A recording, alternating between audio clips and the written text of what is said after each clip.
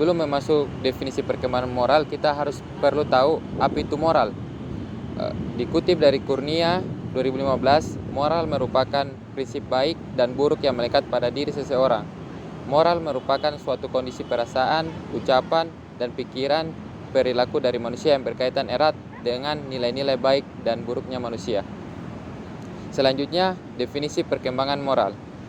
Perkembangan moral merupakan perubahan-perubahan perilaku yang terjadi dalam kehidupan seseorang yang berkaitan dengan tata cara, kebiasaan, adat, atau standar nilai yang berlaku dalam kelompok sosial.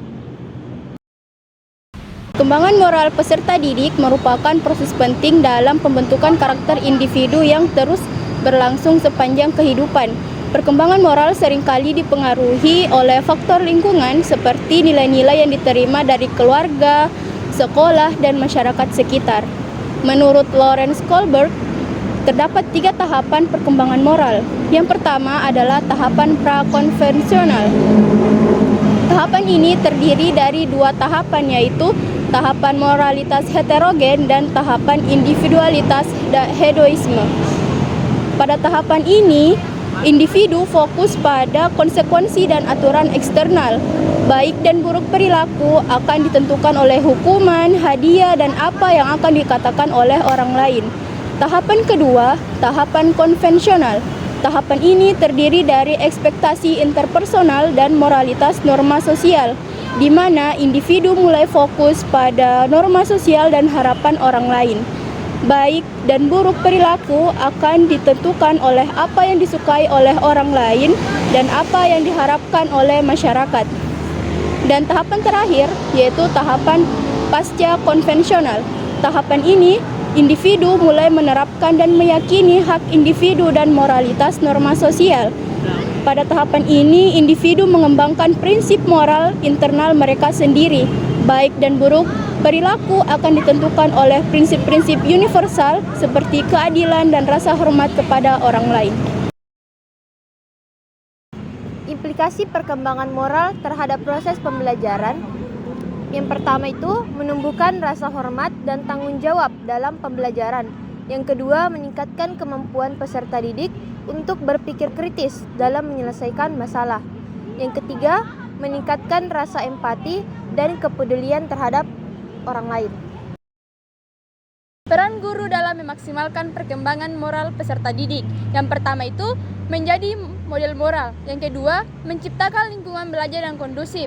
Yang ketiga, memberikan bimbingan dan konseling. Yang keempat, bekerja sama dengan orang tua dan masyarakat. Nah, yang terakhir, mengintegrasikan pendidikan moral ke dalam kurikulum.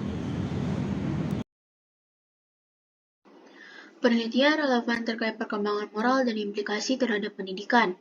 Dikutip dari jurnal Lapriani dan kawan-kawan, implikasi pendidikan terhadap moral dan spiritual terhadap pendidikan di Miss Nurul Arafah, yang merupakan jurnal online permapan di Sumatera Utara 62-72, yang dimana jurnal tersebut meneliti tentang pengaruh pendidikan moral dan spiritual terhadap pendidikan di Miss Nurul Arafah. Hasil penelitiannya menunjukkan bahwa, pertama, pendidikan moral dan spiritual sangat penting untuk membentuk karakter peserta didik yang bermoral dan berakhlak mulia. Yang kedua, pemberian pendidikan moral dan spiritual di Miss Nurul Arafah dilakukan dengan berbagai cara, seperti pembelajaran di dalam kelas, kegiatan ekstrakurikuler, dan pembiasaan sehari-hari.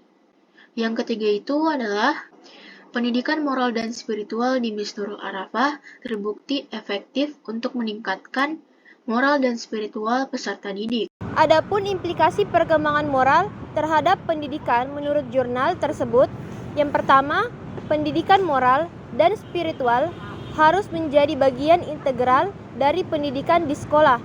Yang kedua, sekolah perlu mengembangkan strategi yang tepat untuk memberikan pendidikan moral dan spiritual kepada peserta didik. Yang ketiga, pemberian pendidikan moral dan spiritual harus dilakukan secara konsisten dan berkelanjutan.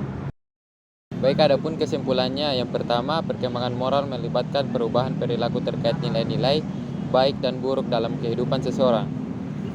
Kedua, tahapan perkembangan moral menurut Kohlberg mencakup tingkat pro-konvensional, konvensional, dan pasca konvensional. Yang ketiga, implikasi perkembangan moral terhadap pembelajaran mencakup peningkatan rasa hormat, kemampuan berpikir kritis, empati, dan kepedulian. Yang keempat, peran guru dalam memaksimalkan perkembangan moral. Peserta didik melibatkan menjadi model, menciptakan lingkungan belajar yang kondusif, memberikan bimbingan, bekerjasama dengan orang tua, dan mengintegrasikan pendidikan moral ke dalam kurikulum. Yang terakhir, penelitian menunjukkan bahwa pendidikan moral dan spiritual berpengaruh positif terhadap karakter peserta didik, dan pemberian pendidikan tersebut harus dilakukan secara konsisten dan berkelanjutan.